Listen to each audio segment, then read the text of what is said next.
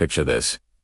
A state-of-the-art nuclear submarine, a titan of the deep, suddenly vanishes from all tracking systems. No distress call, no debris, just silence.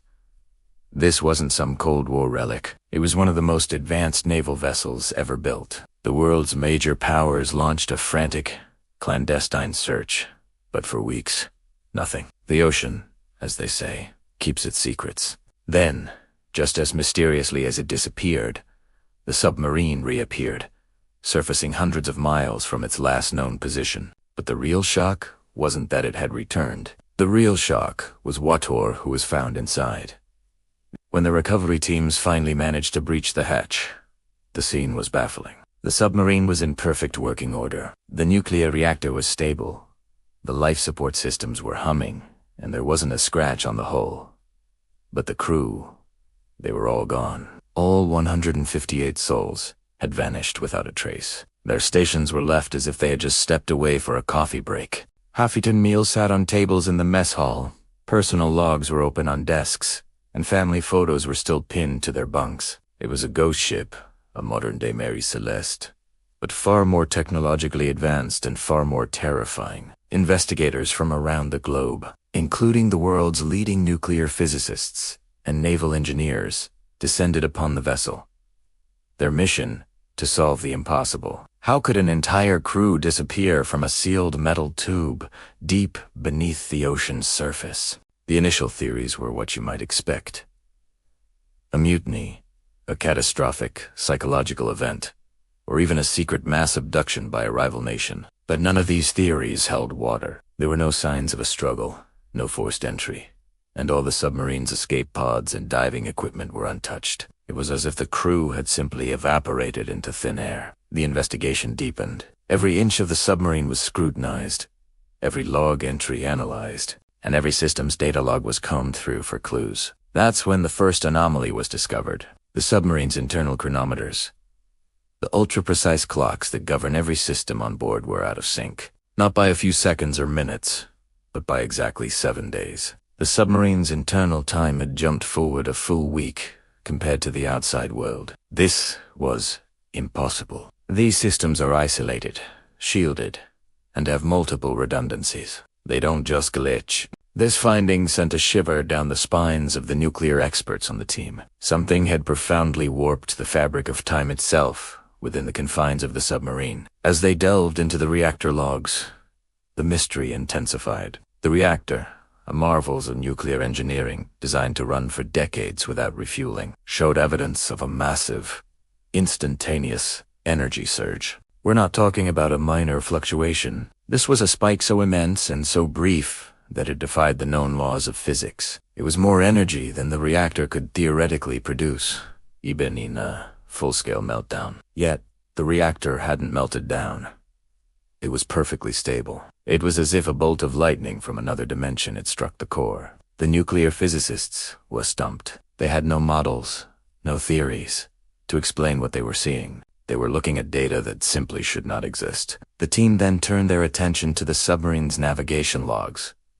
The data here was even more bizarre. The ship's inertial navigation system, which tracks its movement without any external signals, recorded a journey that was geographically impossible. The log showed the submarine traveling at speeds exceeding Mach 10, executing turns that would have torn any physical object apart, and even charting a course that seemed to pass through solid land masses. It was gibberish. Or was it? One young, brilliant physicist on the team proposed a radical theory. What if the submarine hadn't been moving through space in the conventional sense? What if, for a brief period, it had been moving through something else? A different dimension. Or perhaps it had been subjected to a localized distortion of space-time itself. This theory, initially dismissed as science fiction, started to gain traction as more evidence emerged. Trace radiation signatures were found on the hull of the submarine isotopes that do occur naturally on Earth, and could be produced by its own reactor. They were exotic, unstable, and decayed in ways that scientists had only ever theorized about in quantum physics labs. It was a fingerprint from an unknown place. The energy spike in the reactor, the time discrepancy, the impossible navigation data, And now these strange particles. It all pointed to one unbelievable conclusion. The submarine hadn't just been lost at sea. It had traveled somewhere else entirely. The final and most chilling piece of the puzzle came from a degraded audio file recovered from the bridge's cockpit voice recorder. Most of the recording was just static, a result of the intense energy surge. But in the final few seconds, after hours of digital enhancement, they were able to isolate a sound. It wasn't a human voice. It wasn't a mechanical noise. It was a low, rhythmic, almost melodic humming, interspersed with a series of high-frequency clicks. Linguists, cryptographers, and even biologists were brought in to analyze it. They all came to the same conclusion.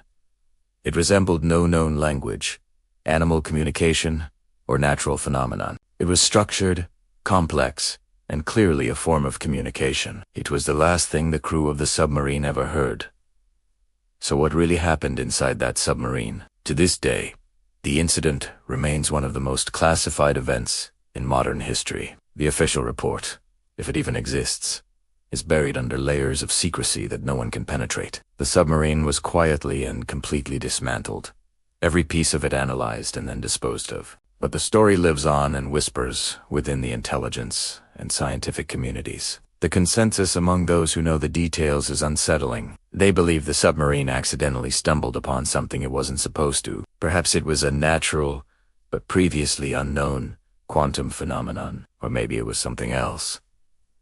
Something intelligent. The energy surge in the reactor might not have been an accident, but a deliberate action. A scan, perhaps.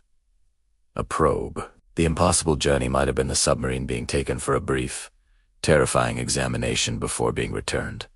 And the crew, their fate is the most disturbing question of all. If the submarine was taken, were they taken with it? Were they simply casualties of a process our biology couldn't withstand? Or were they considered part of the specimen to be studied?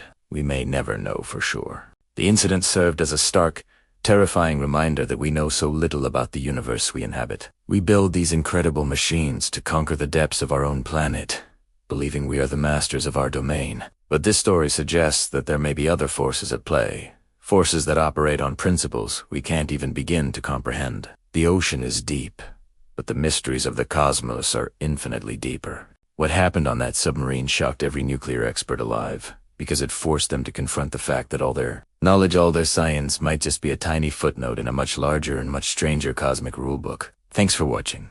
And if you enjoy exploring the great unsolved mysteries of our world, make sure to like this video and subscribe for more. See you next time.